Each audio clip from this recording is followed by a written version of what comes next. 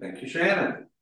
And thanks to Jen, who is behind the camera here at Sloat Studios.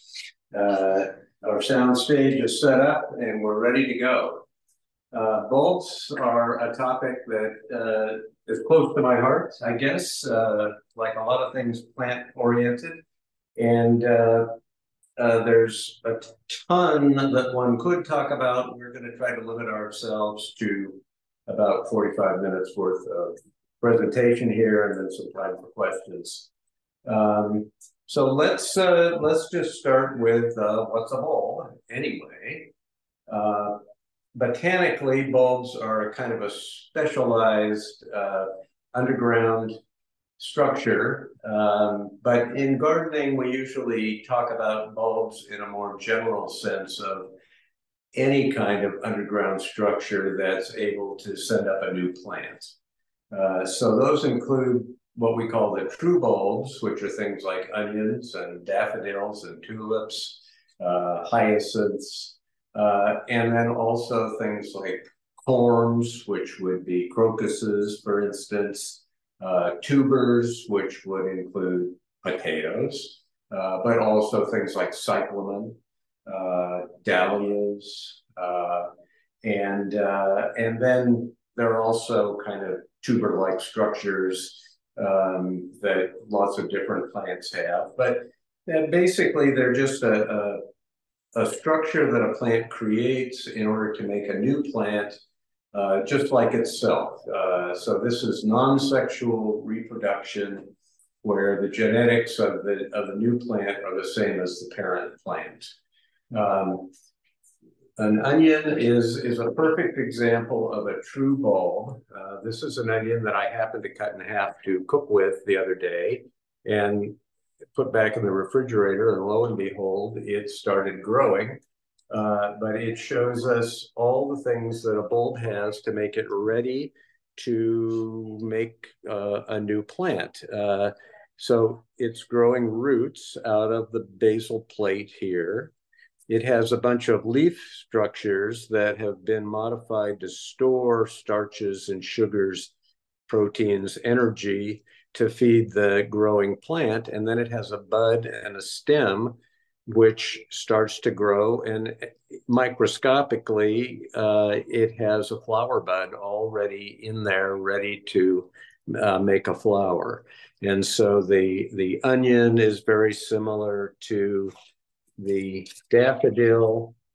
I didn't cut it in half, but the structure is basically the same in the daffodil, and it has everything that it needs to make that beautiful daffodil flower in the spring, all coiled up basically and ready to spring out of this bulb when the conditions are proper.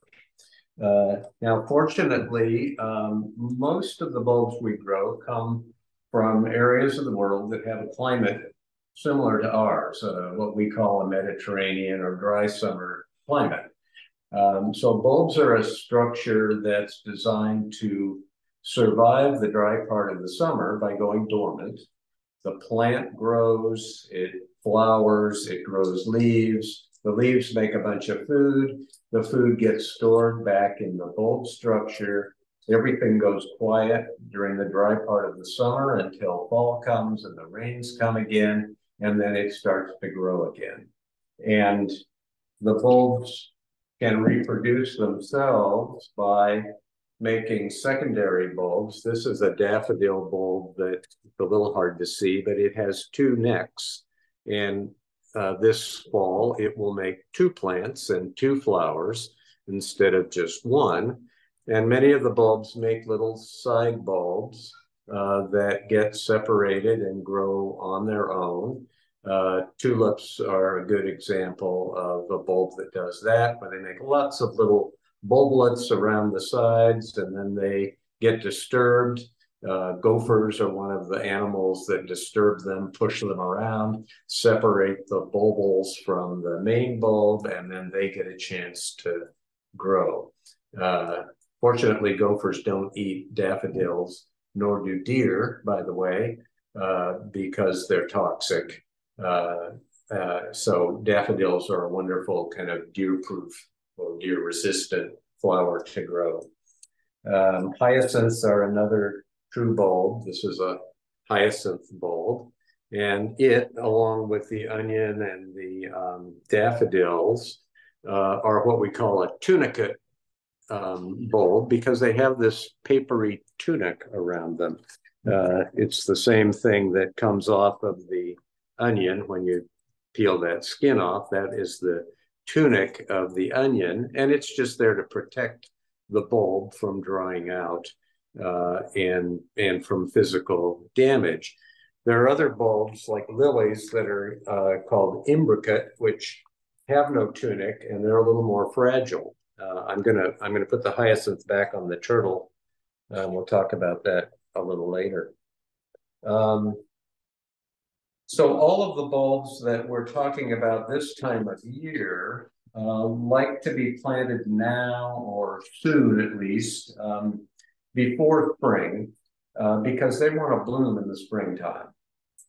So the tulips, the daffodils, the hyacinths, crocus, anemones, freesias, all kinds of wonderful flowers that will come up in the spring if we plant the plants at least by the end of December. Some of them can be planted immediately, like the daffodils, but some of them need a little bit of extra chilling. They have what we call a secondary dormancy, which requires some cold to wake them up. And our falls aren't cold enough here to make that happen reliably. At least it'll happen, but it'll be hit and miss. So for hyacinths, tulips, crocuses, and freesias, we want to stick them in the refrigerator for about 6 weeks before we plant them out.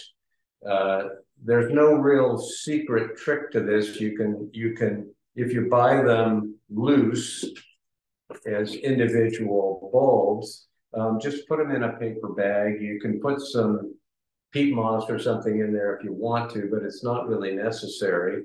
And put them in the vegetable cooler section of your refrigerator. Just make sure that there aren't any apples or pears, fruits that are continuing to ripen and they give off ethylene gas and they'll retard the breaking of the dormancy in the bulb.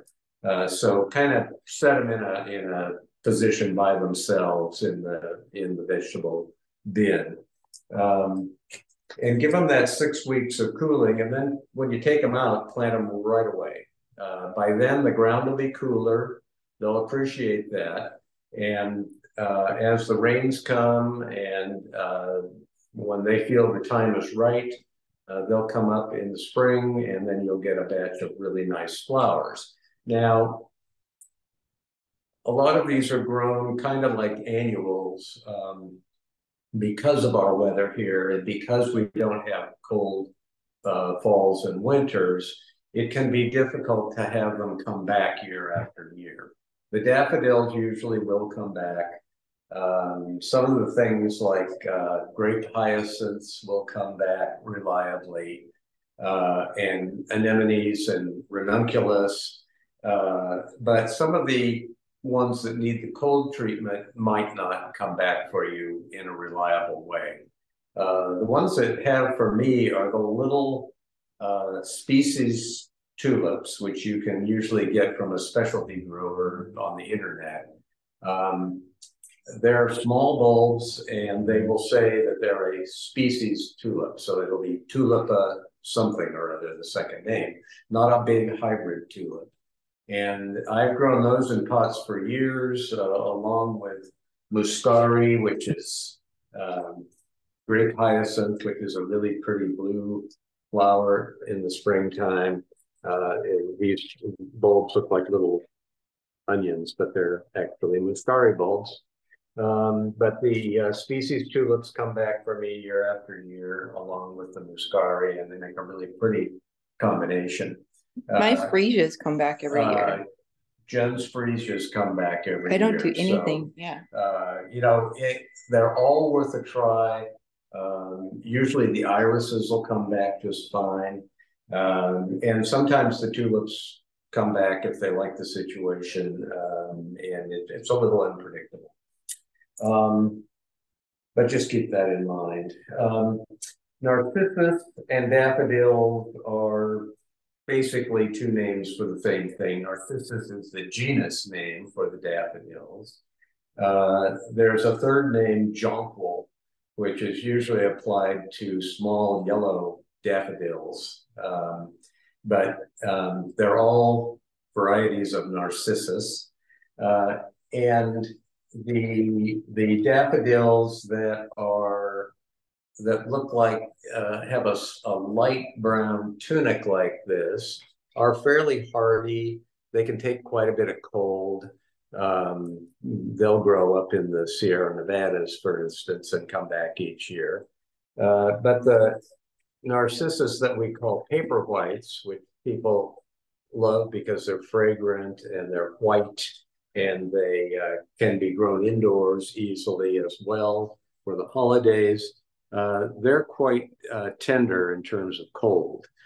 So I never recommend putting the Narcissus in the refrigerator. If you want to slow down the Narcissus and so that they won't start sprouting on you soon, just find a really cool, dry place for them. But check on them from time to time, because at some point they're going to start to grow and you're going to need to get them planted somewhere. These are often grown in containers and do very well. This shape of container is known as a bulb pan. And it's quite low.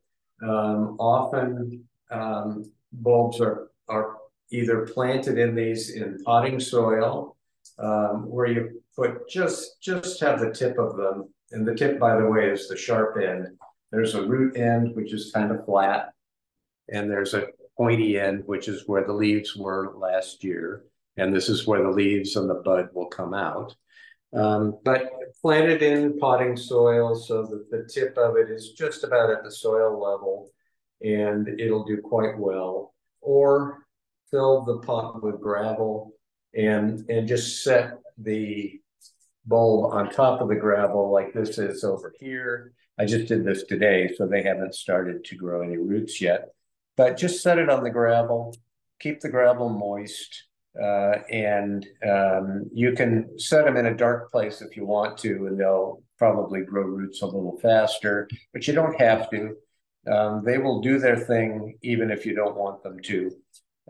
And fill up this pot with roots and then send up leaves and flowers. And usually if you don't have a lot of light, if you're doing this indoors, they'll grow too tall on you. And they'll get all floppy. And you can tie them and stake them and stuff. But the better approach is to feed them a little alcohol.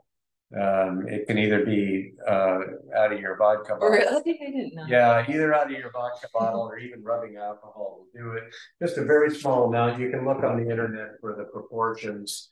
But it will essentially stump them a little bit so that they don't get super tall, even if they don't have quite enough light. If you have very bright light, they'll grow just to their natural proportion, which will be fine.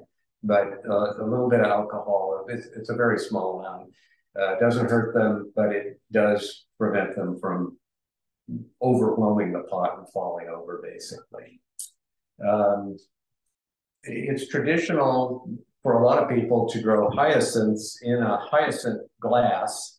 I don't happen to have one here this year, but it's basically a glass with a flared lip that the hyacinth will sit on top of, and you just bring the water right up to the bottom of the bulb and then let it grow. I didn't have that, so I used this turtle.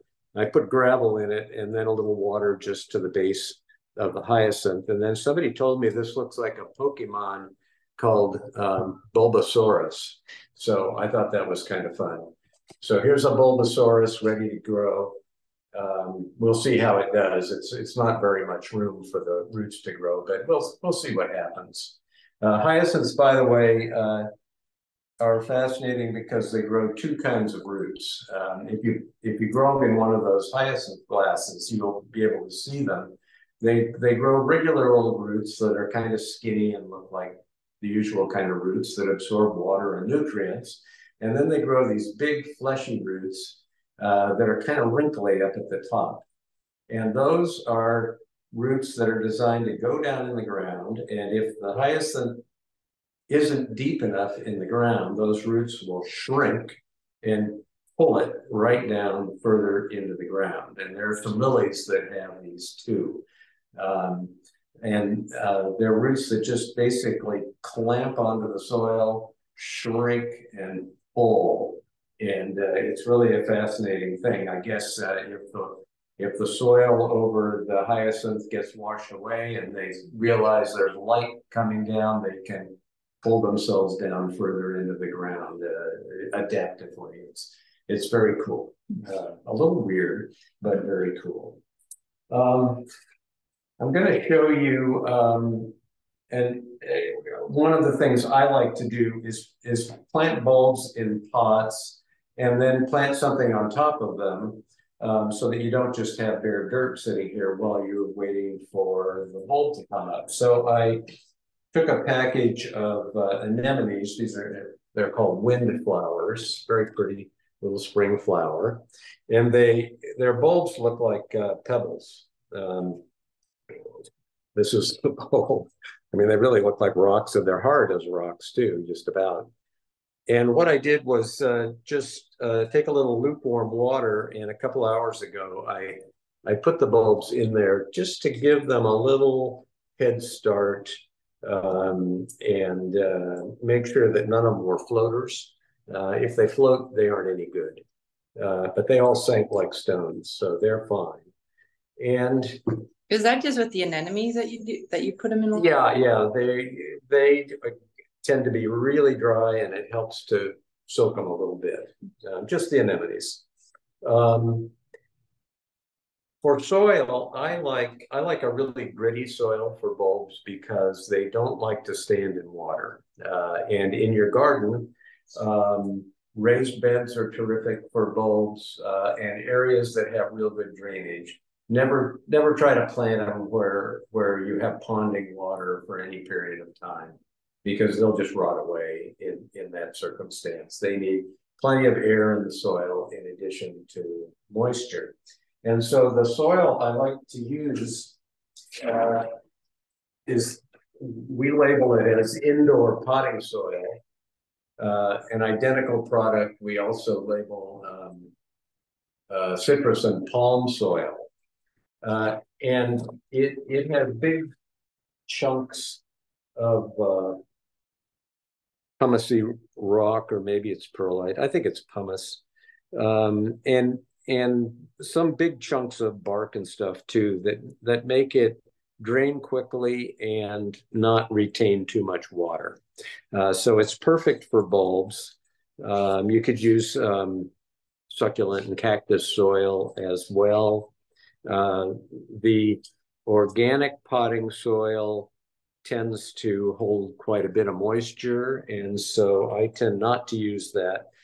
This is certified. The indoor potting soil and the citrus and palm are certified organic, but the one we label just organic potting soil has smaller particle size and more composty material in it, and holds a lot of moisture, which is great for the vegetables in the summer, but maybe not as good for the bulbs. So I go for this.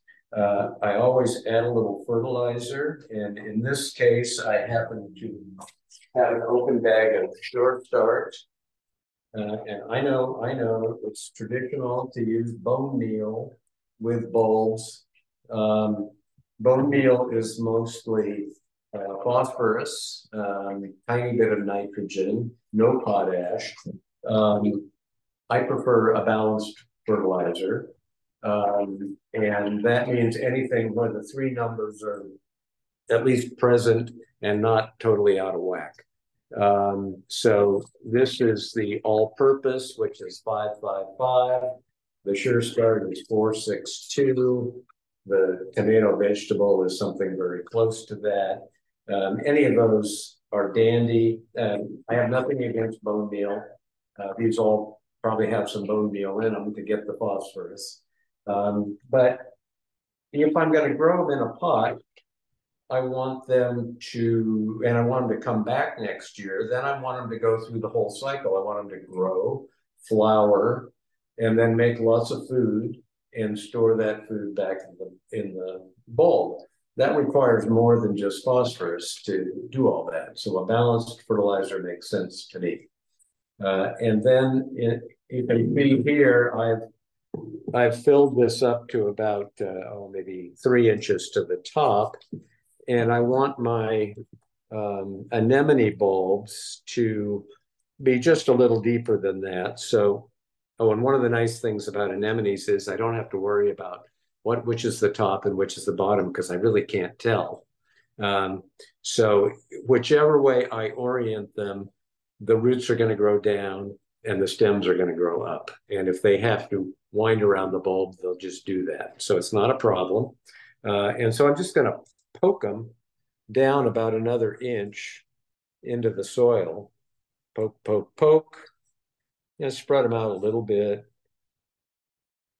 But basically fill up the pot with them.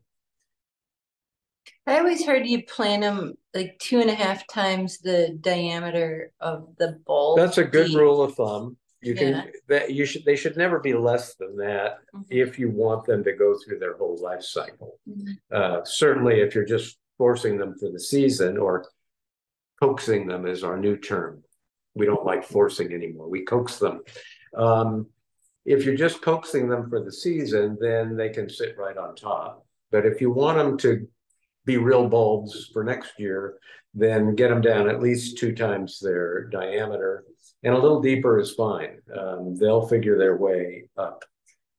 So there are my anemones in the pot, a few more here.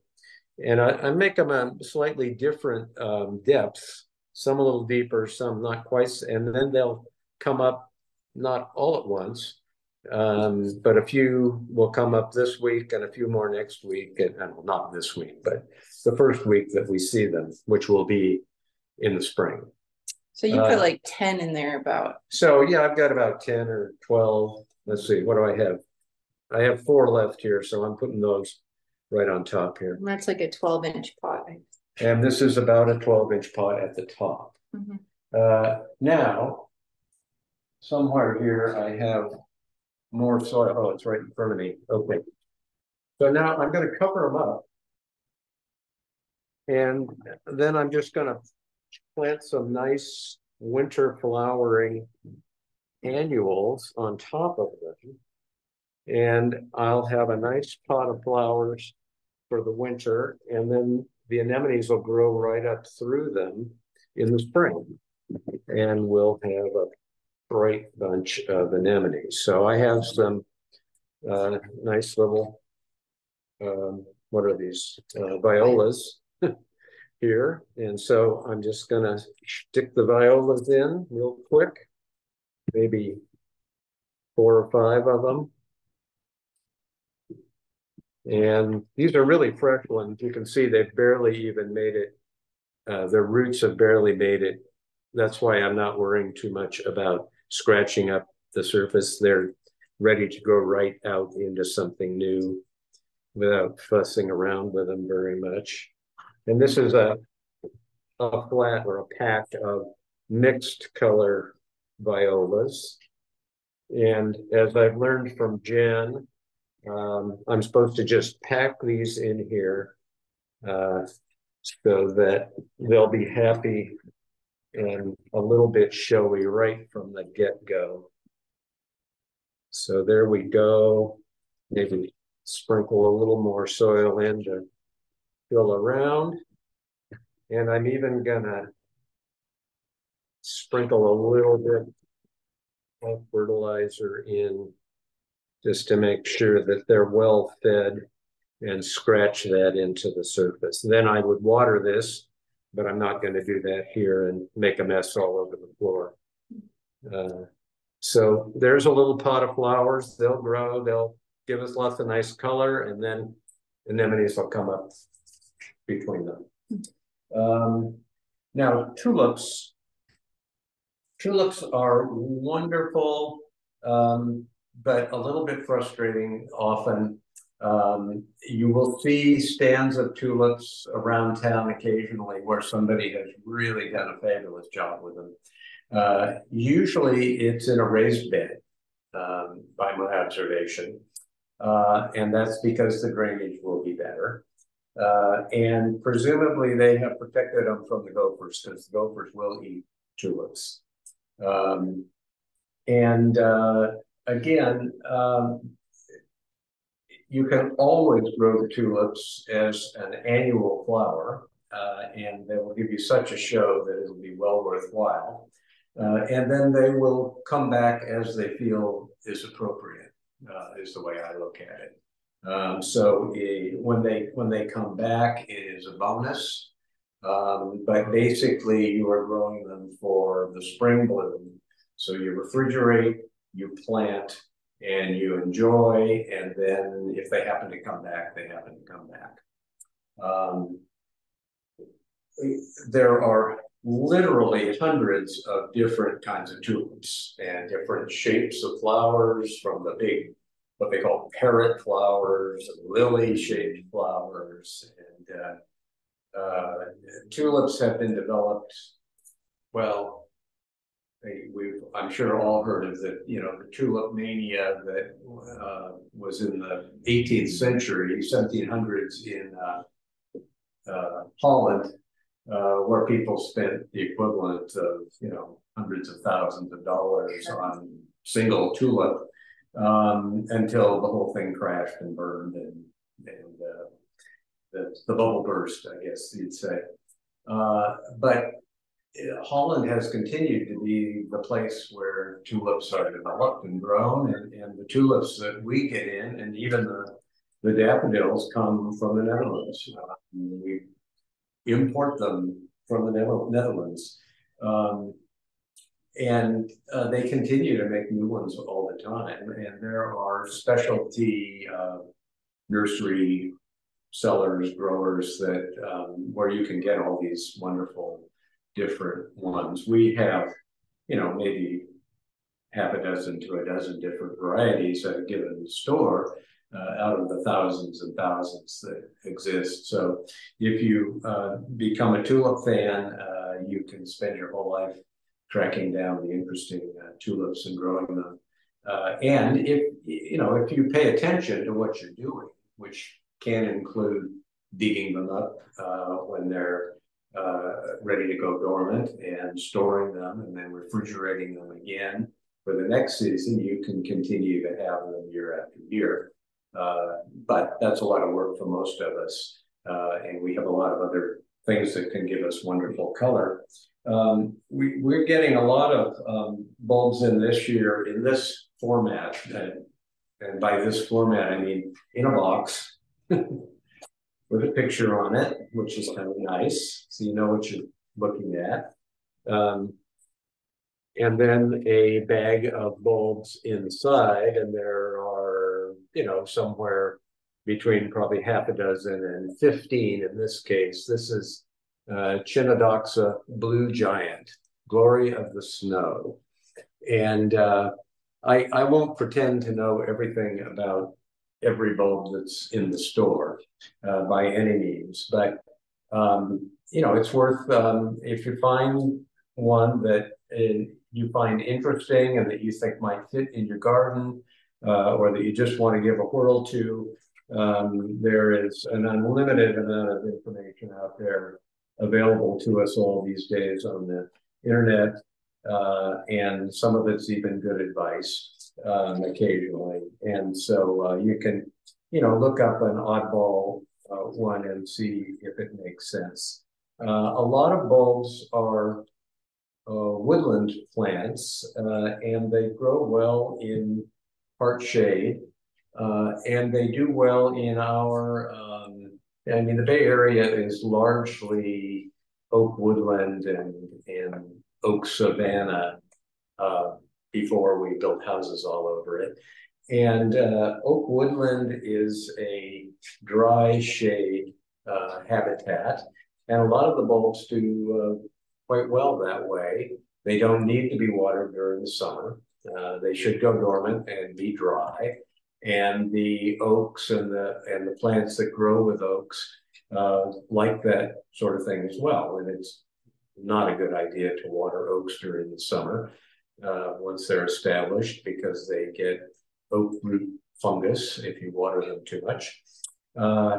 And so bulbs are a natural associate for a lot of our areas around here. And just because they don't come from California doesn't mean you can't grow them in California, obviously. But having said California, there are native bulbs as well, which are wonderfully pretty and appropriate to grow. My personal favorite is one called Ithuriel's Spear. It's a beautiful little blue kind of tubular set of flowers, blooms in the spring, and is also edible. The tuber was grown by native Californians and cultivated, and they ate them along with a number of other bulbs. Camus is another one, although there is one kind of camas called death camas, which you do not want to eat. But camas have beautiful flowers, blue and white. And then there are all the different kinds of Mariposa lilies, which may be a little more difficult to get a hold of. Usually there aren't a lot of quantity of those, and so the specialty growers who grow those run out early in the season, and so you have to keep your eyes open for those. But it's wonderful to grow some native bulbs. There are native lilies as well. Lilies are a true bulb, but they don't have the tunic, the cover. They're called imbricate bulbs, and so they're a little more fragile because they don't have that papery covering on the outside. But like the hyacinths, they're also able to clamp onto the ground and pull themselves deeper into the soil. So they're also clever bulbs. Hey, Dan, can I ask a quick question? Yep. I know you're getting to the point where you're wrapping up, so I just wanted to ask one quick thing that I've seen a couple times. I mean, we are so susceptible to gophers and voles and moles in this area, and even one of our participants mentioned, skunks and bulbs being dug up or eaten or ruined or whatever by any of these diggers. Is there anything, I mean, does it make sense to try to use gopher cages and or baskets? Is there anything that can be used in tandem to help kind of repel any rodents like that? Or are there specific bulbs that you're like, oh no, gophers don't like these, or skunks don't care for this bulb? Well, skunks may dig them up, but they probably don't eat them. Skunks eat mostly insects, and they're digging for insects if they dig in your garden. Gophers will eat bulbs, and particularly tulips. They won't eat daffodils, and if they do, it'll make them very sick. So then they probably won't do it again. Certainly, one could use something like a gopher cage and just dig a hole, put the gopher cage down in the hole, fill it up with soil, and plant your bulb inside the gopher cage. You want the gopher cage to stick up about an inch above the soil level. And that keeps the gophers they don't like to rub their bellies on the side of the gopher cage, apparently. So it keeps them from going over the top. So you certainly could do that. And, you know, people go to all kinds of lengths to keep gophers out of things like raised beds and line them with chicken wire or with hardware cloth. And you can certainly do that. But I would say that the best, well, also you can just sink pots into the ground with the bulbs in them. And that will protect the bulb from a lot of rodent damage. That's an easy way to do it. And just let the lip of the pot stick up and water in the pot if you need to water.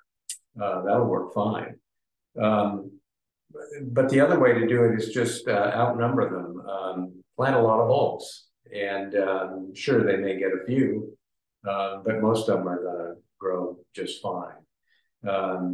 They tend not to eat the onions, and there are wonderful not wild, but decorative onions, alliums, that have these big puffy onion flowers in a range of pastel colors. They're really beautiful. And they won't eat those. And they have a good sized bulb that isn't likely to be pushed around by somebody who's just, you know, happens to be digging a little bit nearby. It's a heavy bulb. So that would be an idea. And then lots of little bulbs, you know, the muscari that come in 25 in a package, you know, if you sprinkle those around in an area, most of them are going to come up. And if the gopher happens to get one or two, fine, let them have it.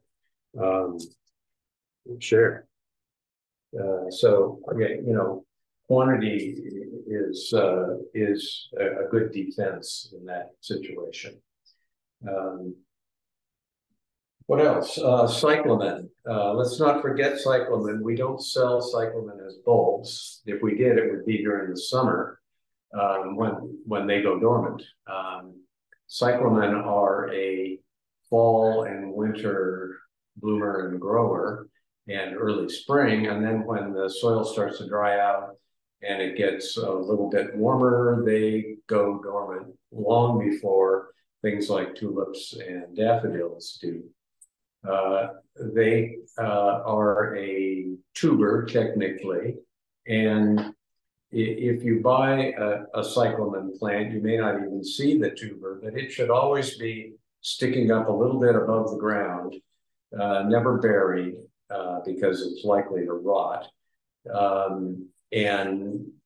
Cyclamen, the big Persian cyclamen that are most often sold, sometimes they're called florist cyclamen, are pretty, but if you can find the smaller flowered Persians that are their more primitive relative, they have a wonderful fragrance, and they're actually hardier in the garden than the bigger ones are. So look for those and try to find a little spot. Cyclamen like a little bit of shade. They don't like to be out in the full sun. And they like what my former mother-in-law used to call wet feet. They like good drainage, but they like to be moist. And then they will just keep sending up flower after flower after flower. It's good to pick off the old flowers, getting as much of the flower stem as you can, so that they don't sit there and decompose on the plant. But cyclamen are a wonderful bulb that we don't think of as being a bulb. Let's see, anything else that's critical here?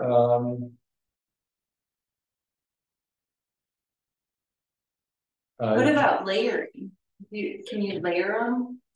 Yeah. You can layer. Jen asked, "Can you layer the bulbs?" And the answer is yes. If I had wanted to, I could have planted some daffodils or tulips in here along with my windflowers, and it might start to get a little crowded.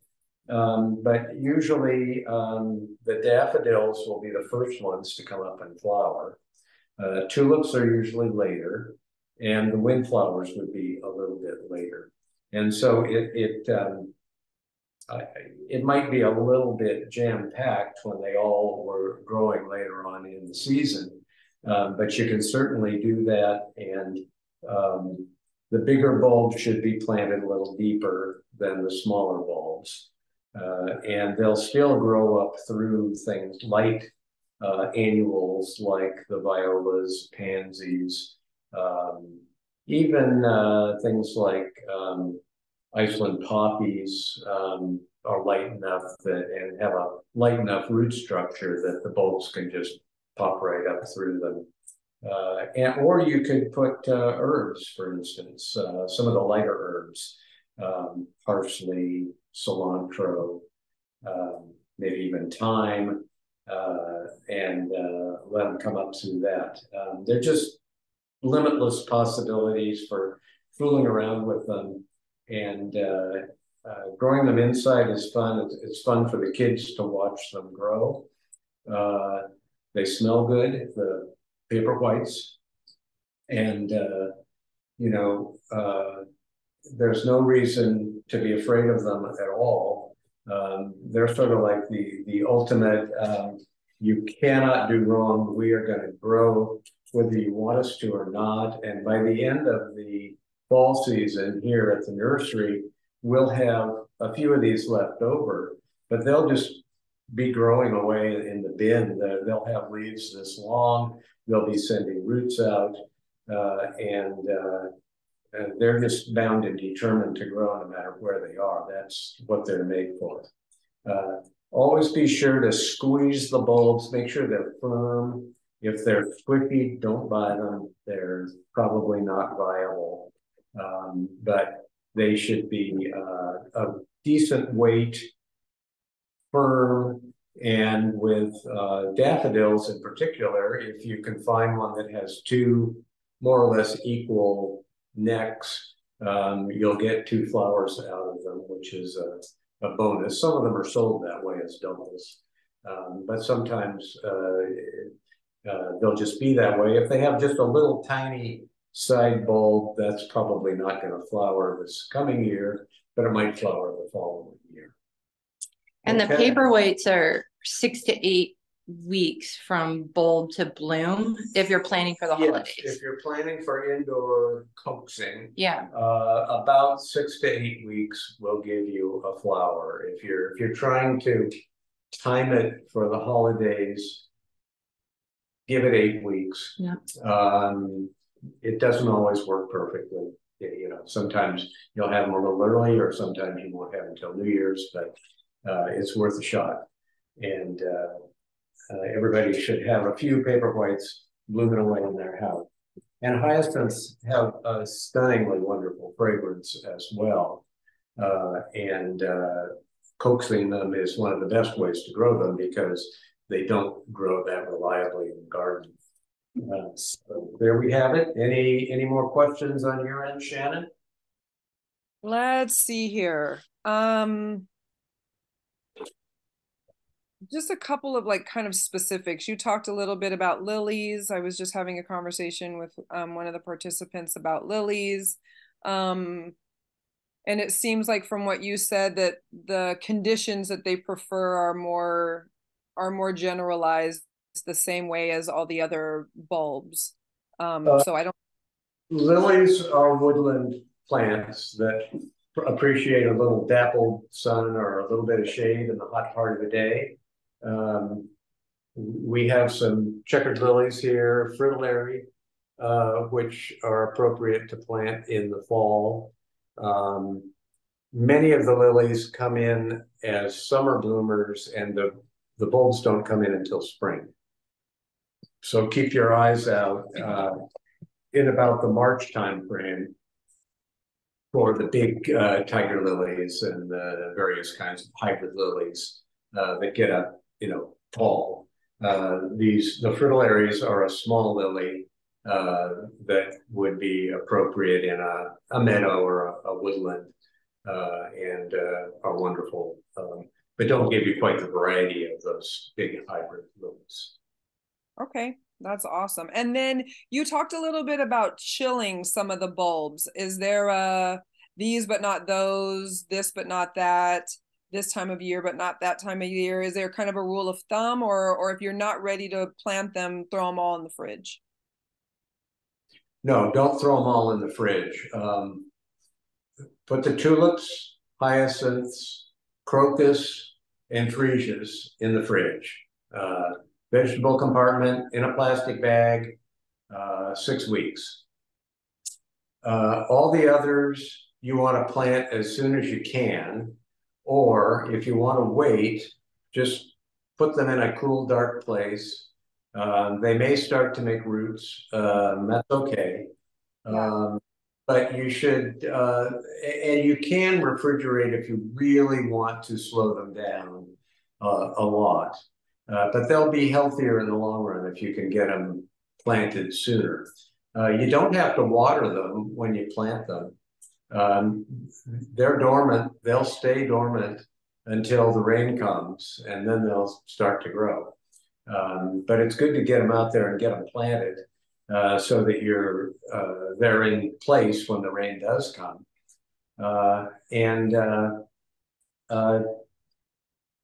Again, don't refrigerate the paper white Narcissus unless you have a refrigerator that's closer to 40 degrees than 32 degrees, because they are a tender bulb that comes from the part of Turkey that's to the west and is not as cold in the winter, and they can't handle the refrigerator very well.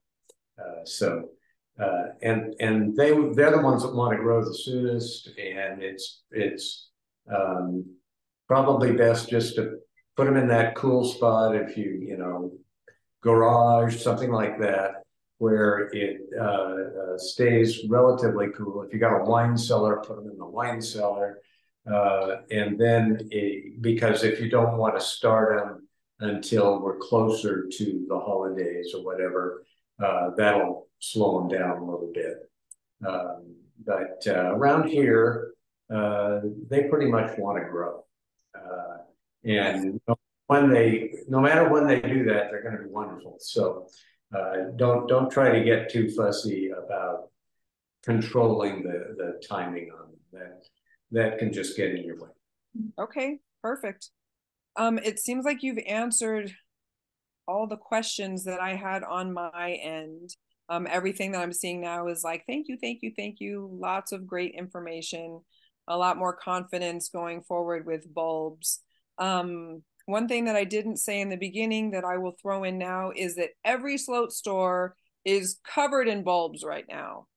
More so than we can almost find places for in a lot of situations. So we're begging you, come on down, get your bulbs. So many things to choose from. I mean, and Dan gave some really great examples of ways to grow, you know, different types of bulbs, the differences, you know, a lot of information about light, a lot of information about what you can do indoors. So there's really nothing to stop you. If up until this moment you've been, I don't know whether it's for me, I feel like, you know, a plant that's already ready to go is, you know, easier. You know, give it a go and see how it works. Him mentioning that you can, you know, just using a pot as opposed to putting it in the ground so that you have a little bit better control over it. And, you know, all of the pieces are there. So if the ground, planting them straight into the ground, even this time of year, seems uncomfortable, you know, put them in a pot and see how they do. And then maybe next year or next season, you don't have to wait until next year. Well, in this case, you do have to wait till next year because next season is next year, but you'll have lots more, you know, practice already under your belt and the ability to then go on and try out some, you know, some spring and summer bulbs that will be available then. Phew, Dan. Yeah, good Excellent stuff. Well, yeah, give it a try. The stores have more bulbs this year than we have, and more kinds of bulbs than we had in years. I'm not sure exactly what happened, but bulbs either went out of fashion a little bit, or the management gave up on them a little bit, maybe, or a combination. And this year we seem to be back in the bulb business, which is really nice to see. It's kind of like KQED giving you the pitch now. Support the bulbs if you like your favorite show. Support us if you like your favorite bulbs. Come and buy a few so that we know you want them, and then we'll have more next year. So, yeah. I mean, that's the perfect analogy. And there's so many to choose from and so many cool things. And I didn't finish looking at the lineup for webinars that are upcoming, but like last year, Jen did this amazing webinar that she had set up that was based on like cut flowers.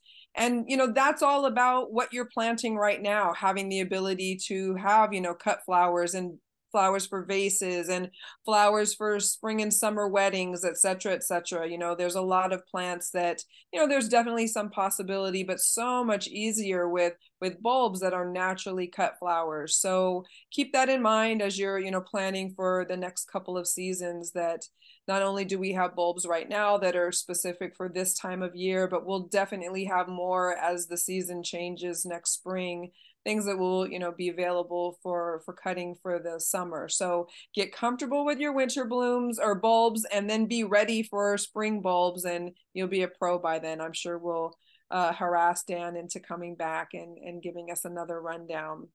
So let me just double check our questions. Somebody asked about fertilizer. Dan gave a couple of really good examples. The bone meal is kind of the tried and true for bulbs, but the Sure Start, as he mentioned, is a nice complete fertilizer, so you'll get some nitrogen in there also, and some, as he calls it, pot mash. So lots of pot ash, yes, no M. I was like, wait, is that potassium? I need to go back to my my science class. So yeah, Sure Start has got a little bit of everything, and so if that that might make more sense for bulbs this time of year. So any of the fertilizers that we mentioned here are good for you. I think that's it for questions. Dan, as usual, you are the man, and you very much appreciated all the information coming forth this evening. You guys go forth and plant bulbs. Hit up your local store, your local slope store. Again, I'm Shannon Fitzpatrick from the Diablo store. So happy to have you guys with us this evening, and looking forward to all of our fall webinars. Everybody have a great evening, and we'll see you soon. Take care.